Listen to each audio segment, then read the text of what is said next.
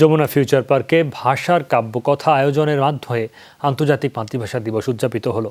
Jamuna future পার্কের West কোর্টে এই উপলক্ষে আলোচনা সভা, সাংস্কৃতিক অনুষ্ঠানের পাশাপাশি বিনোদনমূলক বিভিন্ন আয়োজন ছিল। দুপুরে জাতীয় সঙ্গীতের মাধ্যমে শুরু হয় এই আয়োজন। এরপর হাজার কণ্ঠে অনুকবিতা, শীর্ষক আবৃত্তি, হুইসেলের ওয়েবসাইট উদ্বোধন, শিশুদের গেম শো এবং ভাষা নিয়ে কুইজ শো আয়োজিত হয়। আয়োজনে বিশেষ অতিথি হিসেবে উপস্থিত ছিলেন যমুনা গ্রুপের পরিচালক ডক্টর মোহাম্মদ আলমগীর আলম।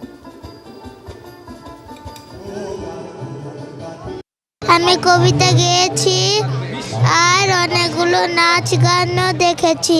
এখানে আমি এসেছি একটা কবিতা আবৃত্তি করতে, কবিতাটা আবৃত্তি করেছি। হুইসেল সম্পূর্ণ শিশুদের জন্য একটি লার্নিং প্ল্যাটফর্ম বা পাঠশালা।